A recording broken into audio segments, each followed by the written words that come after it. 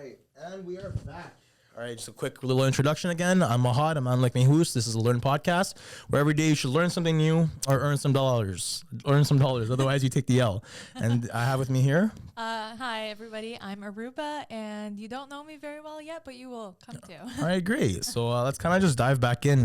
We had some technical difficulties we kind of had to deal with. So, yeah, Aruba here was just talking about how she's kind of speaking her truth and how a lot of, like, why don't you just kind of go back into, like, stress eating and all that and intention? Yeah, of course. So obviously, if you want to make a change in your life, it starts with yourself. So I started working out every day. I dropped from like 160 to 135 in like 6 months. Yeah.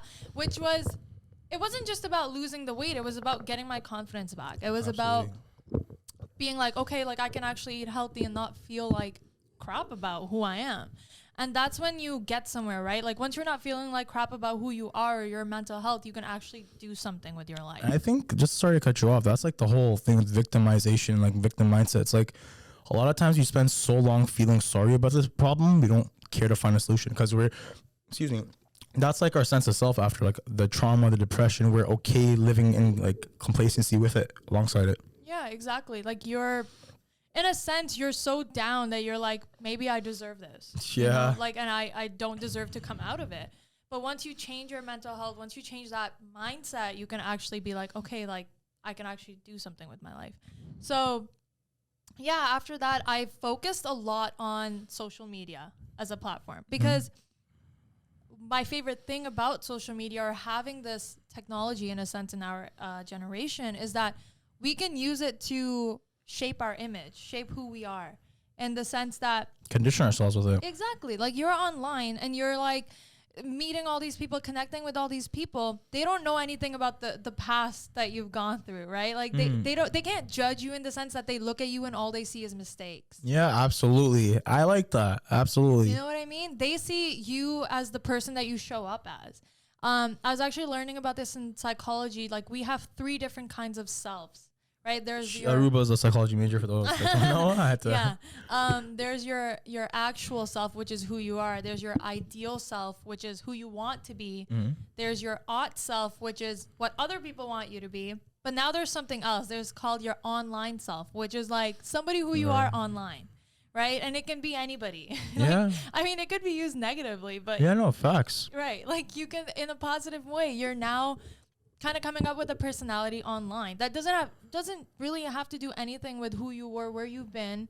It's just somebody you're shaping out to be. What sells, yeah. Exactly. So I focused on my social media. I started connecting with people, and I started to use that to kind of create a platform of like-minded individuals, right? Like when you share a vision with people, you're now attracting people to the kind of place you want to make in the world, the environment you want to set. So if my platform is about positivity and it's about empowerment and people are attracted to that, you're in a sense shaping people, right? And absolutely. That's one of the great things about social media is you connect with so many different people who are better than you, people who are... What do you mean by better? Better as in like maybe they have more opportunity in life, or not necessarily better as in they're better than you, but they're people that you can learn from. Okay, absolutely. Right? And then further along their progression. Exactly. And then there's people who can learn from you. Absolutely. And even people that, you know, maybe they're just starting out, you can learn something from them as well. You can learn something from everyone. Exactly. Absolutely, yeah. I found that really amazing. I know you've been through the same thing. Like with your social media, you've taken that as an opportunity to like really expand and grow like a career out of it. Yeah, in a way. Like I'll kind of just like go over my story really quick. So like, it's about to get like really heavy really fast. But yeah, no, I grew up in Mississauga. Like my parents came here from Pakistan when I was 1. So it's like the whole thing about like being conditioned. I was very Western conditioned with a heavy influence of like nationality at home. And it was like, I don't want to say, no, it is toxic nationality because it's like fuck the paradigms like of these dead ass countries and like the mind frames that are fucking keeping everyone like hurting and like traumatized. Like fuck it. Like I'm for the culture that's rich, not just like the people. Like religion and culture for me is like people dilute it and water it down to like their own personal like no, this is not religion because I say it. So it's like, fuck off, right? It's like, I know, like, one example is like, yo, I have boys with like fucking, I'm talking like they're tatted from like neck to toe. And it's like, well, when it's time to pray, everyone move, let's go to the fucking mosque, like you're getting folded. And it's like, these guys, there were some mosques that they went to and they weren't like, allowed in stuff. And like, this is like a story that even my friend told me too. And I didn't even think I had friends like this until I'm like, wait, some of my boys that pray have like tattoos. So I started talking to them. And it's like, people's version of religion is like, it's so heavily based on like conforming to like a certain like kind of person and like an ideal. It's an ideal, right? And I feel like that's like what kind of deterred me from religion at first, so to speak. So it's like my parents heavily put me into like this whole like Islamic and like Pakistani like mentality, and like since the get-go I'm like, yo, this is fucking archaic. Like I was like a 6-year-old kid, I'm like, yo, what the hell is this? Like, this is some bullshit. And then as time went, like I just had a very rebellious side, and over time, like I started selling. First, it started off as like Pokemon Yu-Gi-Oh cards and like Beyblades, and like I started making money, and then eventually like RuneScape Gold and like Mech Quest Gold. I was like a little hacker back in like middle school. I see. And then over time, like I started selling and doing drugs in like high school, and then university I started selling and doing harder drugs until like I got addicted. Well, yeah, addicted and fixated to cocaine after like a 7-year period, cocaine, pills, and alcohol. And then after, in August 2019, I went to rehab. And when I came back, like the whole thing was like unlearning my sense of self that you were talking about. Cause like my sense of self was so associated and affiliated with trauma, with like boohoo, look at me, like my life. You know, it's like a very, like the words you speak yourself are the most powerful words you can speak to anyone realistically, right? And like I had to learn like my self-image was only like the third eye, for example, like, you know, not to like get into spirituality really quick or anything, but like it's a prism, right? It's like your thoughts refract into your life. So it's like I say this because like, yo, when my thoughts were shitty, my life was absolute trash. Like the cleaner my thoughts got, like the more like positive and like, you know, supportive my thoughts got to myself, they could become that for others. And it's like, it really has to come from a place of, again, intention and within. It's like, for me personally, I was so disgusted with my life that I looked around, I'm like, oh shit, like this is actually reality. That I had to kind of pick up and do that. And then like over time, what happened is I came back from rehab and like I still had like these old beliefs of like who I was. And it's like I had to sell drugs and do like certain things. And like I started like popping some Xanax again, like a month back from rehab. And I'm like, I woke up one day and I was like, holy shit, like, you know, like I can't go back down this path. So I did what's called ego death and ego dissolution on mushrooms. And I ate like a fucking quarter. Don't try this at home unless so try this at home unless like it's a sustained environment or like you have a trip sitter or something. But I'm just like, hey, it'd be a good idea to fucking kill my ego. And I ate 7 grams of mushrooms and a peanut butter sandwich. Oh my god. Yeah. And I remember like I was watching some TV at the beginning, and I kept on feeling like I was being watched or something. So I went to like my room and like, so like the time was like midnight at this time. And like I woke up like I don't know if I was dead, asleep, awake, like I don't know what. I was just like lost. And like I woke up just bawling my eyes out. And it was like, it was over like literally like a romantic interest I had from years back. And the crazy part is like I was with someone else during this time, which is like fucked up to think, but it's like that's just a testament to like how people don't heal their trauma before just jumping into shit. And like I had to relearn like my sense of self by shedding that. And it's crazy because when I shed the belief of like I am who I am because of what I've done, and not that I'm a product of what I choose to do, which is like kind of worded the same, but it's not. I really learned like, oh, like I have to change how I think. And then over time, like after the ego death, I got like a 9 to 5. I paid off, like I was in a lot of debt at the time. I paid that off. And then I started microdosing psilocybin and LSD. And that really, really fucking rewired my way of thinking. Like this is a bit personal, but I quit like liquor, alcohol, masturbation, like pornography, all these like vices that like were weighing me down. And like I just kind of made way to, you know, like understand who I am as a whole. And like the thing with intention is like, it's all came from intention, like to wanting to desire to like change and like be different. And I think that's like one of the biggest parts of psychology is that your sense of self is so like, you are so like influenced by like everything around you. People don't even know. It's like you are conditioning yourself daily by the music you listen to. You are conditioning yourself daily by the things you watch. Like I don't even watch Netflix. I don't have a Netflix account. Like I don't watch TV or anything, but like I listen to a fuck ton of music. So it's like when I find myself being like too energy, I have a lot of energy. Like I have way too much energy. So when I find myself having too much energy, it's like, okay, I should put down the trap music and like listen to something calmer. And like for me, like I start my day with like a little dopamine detox. So it's like I start like conditioning is so like crazy because you know like theta waves are. So it's like as soon as you wake up, like the wave radiation, the wave radiation and frequency that your mind is on is perfect for programming. So it's like the dreams you have are like really conditioned like your day and stuff. And I started listening to like affirmations and stuff. And it's crazy because a lot of the affirmations are the ones you shared. Really? and they just really helped in like understanding like my self-image and like me taking that self-image and like taking it to where I want it to be. So like you said, like you had like a whole thing with like wanting to eat healthier and stuff. Yeah. So when I got back from rehab, like they had me on these fucking pills that would like stabilize my mood. Yeah. They'd make me a vegetable. And honestly, like I gained like fucking 40 to 50 pounds on them, just eating like trash. Yeah. And like smoking weed all day. And I'm like, and then I just stopped. I'm like, yo, fuck this pill shit. Like I'm never taking any kind of pill again. And then when I moved out last February, like I was obviously had that weight, and over time I'm just like, I want to get healthier. And it came from like such internal intention that like I need this for myself above anything else. That like same thing with me. I lost like 62 pounds in like 5-6 months of just like daily conditioning and stuff. And like over time I just like, this is the life I want to live. Yeah. The thing with, I guess, intention is that you, for it to be internal intention, you really have to hit the point where you're like, I cannot live like this anymore. Like, exactly. You have to hit 2 points. Like you have to, and I you can probably relate to both, because now like for me, like it's more of a pull thing. Like I want to attract greatness to me by being my best self. For before it was like I was chasing something repeatedly. Yeah. And it's like, how do I word this? It's like, I'm kind of blanking. So like, it's more like, the intention has to be pure as well. Yeah. So it's like, I can't want to, like, getting fit to have like a beach party. Like that's the dumbest thing I ever heard. Like that's literally to flex on people, right? Like literally in the sense of the term, like to flex on people. So but like to be your best self, like it comes from like the best way to explain this is like the fear of a fear of failure. Yeah. And then a love of success. There's two different things. So it's like before I was operating out from a fear of failure. Like I have everything riding on this. I can't lose, and it's like that makes you pick up the pace. Yeah. Yeah, like by a lot. And then after time, it's like, yo, by being your best self, like everything falls into place naturally. So it's like over time, I had to learn like just in order to be my best self, I have to eat, sleep, and think right. Like very basic things. I want to go back to the point you made about the music we listen to and the shows we watch and everything. And I think that's a really good point, because the world that we're in now, we're so surrounded by these things. We're surrounded by things that shape and reshape our mind, but like literally every second, because you have your phone on you all the time. Oh, yeah. You're on Instagram, you're on TikTok, you're on Twitter. You're constantly bombarded with everyone's thoughts, everyone's opinions.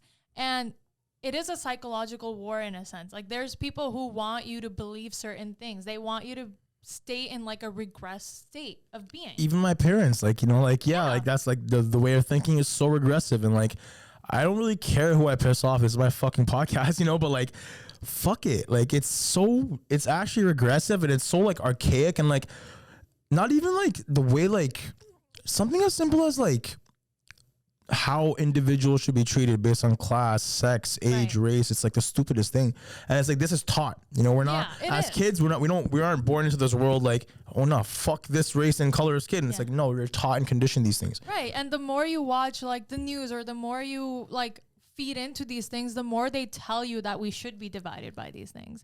But when like in reality, we really shouldn't. Yeah, and if you just step outside of that and you just think for yourself for a second, you can be like, there's something greater here than just worrying about like trivial things. And the same with like, oh, like what Netflix show should I watch, or like what like the kind of music you listen to, right? I've noticed that if I wake up and I start my day by like watching a show or something, I feel so drained the rest of the day. Yeah, absolutely. Like, absolutely. Like, I'll give you like, so my routine is like, ever since I started doing this, it's like almost day 300 now. Like, my life has been different. So I wake up, and the first thing I do is like, the second you get up, you have to stretch. Like, it doesn't matter how tired you are, you can take a nap later. Like, your circadian rhythm, your natural clock, the second it gets up, you have to get up. Otherwise, your whole day's fucked. And then I would stretch, I would do my workout, and then I would come back, I'd meditate, do yoga, and then I'd break a fast and do like my morning affirmations, like read some stuff, and like do like my entire like emails and like whatever for the day, like plan it out. And like I've been doing that for almost a year now,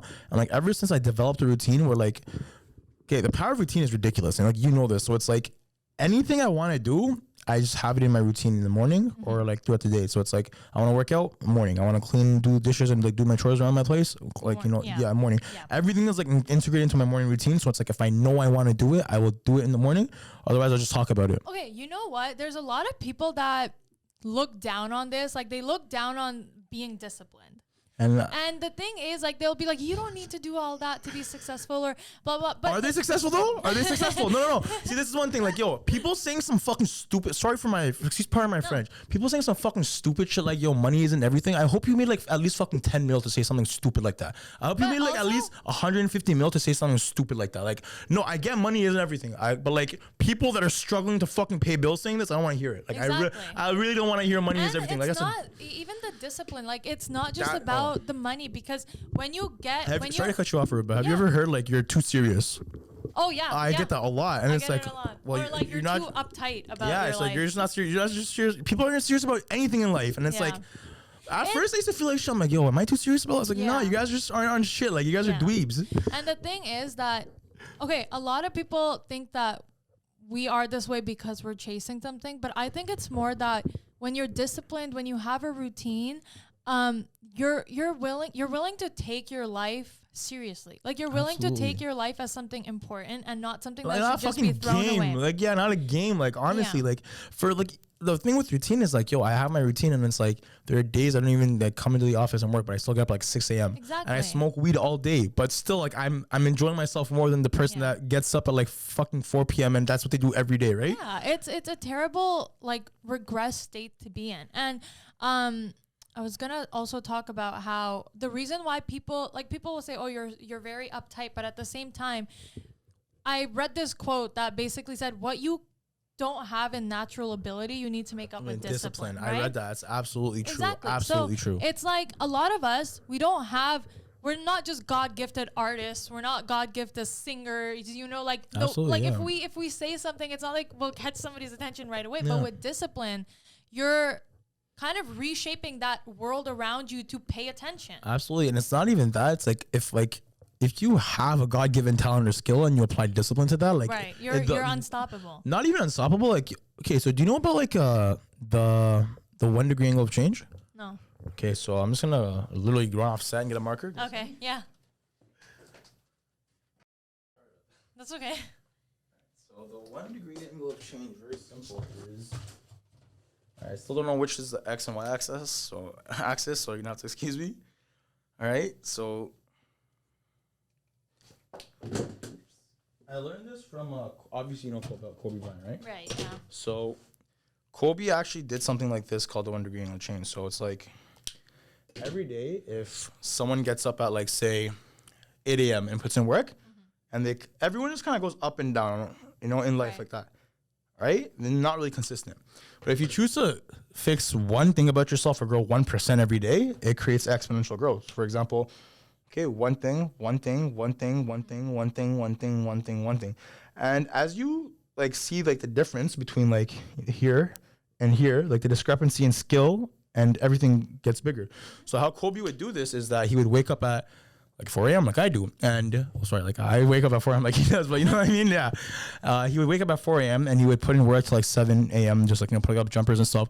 And the competition hasn't even rolled out of bed yet. The competition gets up at 8, 9, checks their phone, you know, goes into like their whole daily. Kobe's already having lunch and with his family. So like I studied him to a degree. And like he's already having like, you know, he's having like lunch with his daughters. He's enjoying himself. And right after lunch, he's back in the gym. And the other dude just getting stretched out, ready to put in his first workout. Kobe's on his second. And after Kobe has lunch, does his second workout, the dude's kind of tired. He may do like some running at the nighttime or not. Kobe was gonna put up 150,000 jumpers at nighttime for sure. So on the same day, the same 24 hours, Kobe Bryant has developed 3 skills, spent time with his family, had lunch with them, like just did everything he needed to, just because he shaped his day around what worked for him. Yeah. And like the thing with that is like if you apply God-given talents to discipline like this, is you get Kobe Bryant level. And it's like Kobe Bryant to me is the greatest player of any sport of all time just because of mentality. And I think like the way like he's a winner. Like I studied winners for a long time, and like to actually understand discipline to that degree, it's like if anyone average did what Kobe did, they'd still be like have at least 2-3 rings at least. Yeah. You know? Yeah, because at the end of the day, it's about what you're willing to work on and how far you're willing to go, right?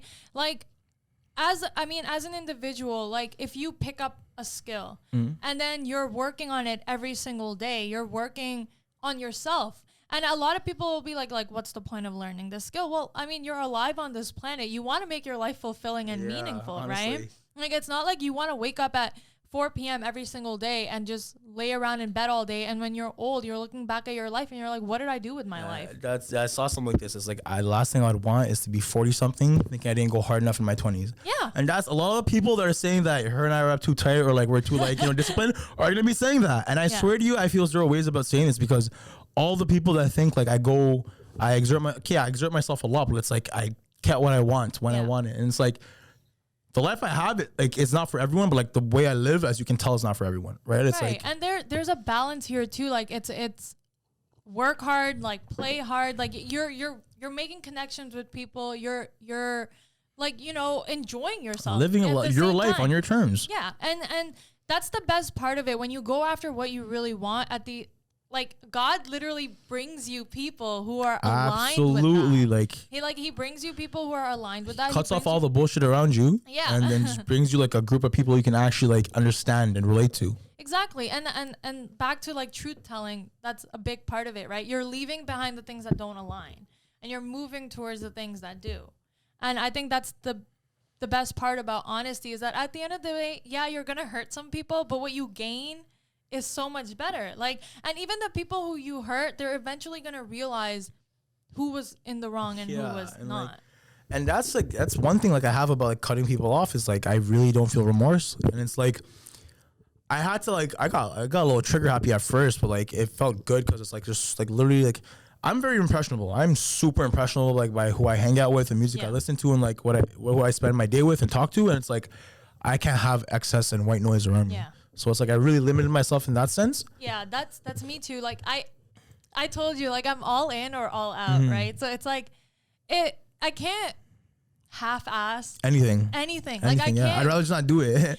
I can't pretend like, oh my God, like I see this a lot. Like I think people kiss ass a lot of like other people, like if they want to make friends or whatever. I can't do that. Like if like it's like, yo, I'll give credit where it's due, but like I'm not gonna be like, oh my God, like yo. Like if you and I naturally get along, that's great, but I'm not gonna go out of my way to like force anything that doesn't work. Absolutely. Yeah. It's like, I think that has a lot to do with like expectations. No, that's a bad word. Not like a bad word, but like expectations, like, you know what I mean? Like, I feel like just like having, just like understanding boundaries of yourself and like what you allow, what you don't, is like the most important thing. Cause it's like a lot of people, they tolerate and settle for like a lot of bullshit in life. And it's like, because they think, again, we accept like the quality of life and the love we think we deserve. Right.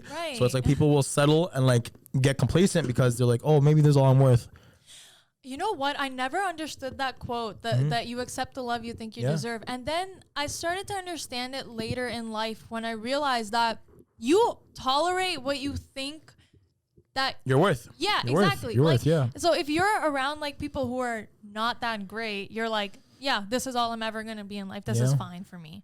Right. And you have no idea how many adults I've met who regret like the people they've tolerated, the relationships they've made. That's why I just don't link anyone. You know, like I just don't have like I have either like close associates and business partners that like we're like a family, but like I don't really say I have friends, because like, yo, friends are all bullshit. Yeah. Like, and I know, okay, my mom, that's one of the things about my mom that like I really like agree with. Okay. Like she used to like, you know, be like, oh, like friends aren't everything. You should make time for family. You should make time for people who are there for you, support you. Exactly. And I will be there for you tomorrow.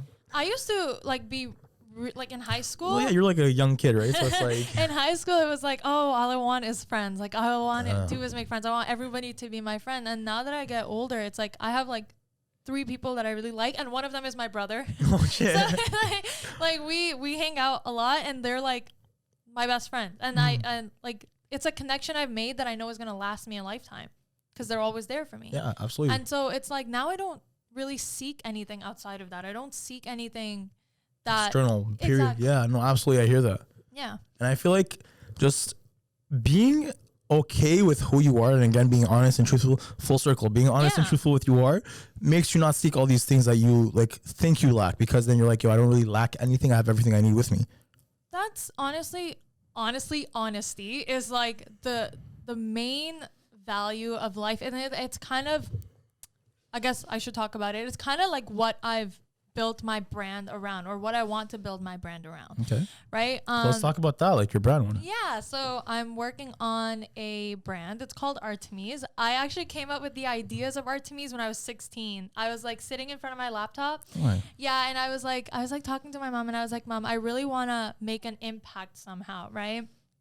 I want to put something out there that will empower people.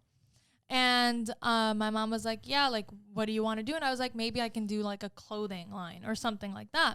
So I was sitting in front of it was like a long time coming. Okay, cool. Yeah, it's like something that, you know, one of those dreams you have as a kid. Yeah, you want to do, yeah. For Yeah. me, that was this podcast, yeah. Yeah, exactly. So Artemis, I was just sitting in front of my laptop. I came up with the name. Like, I literally Googled, like, Greek goddess names.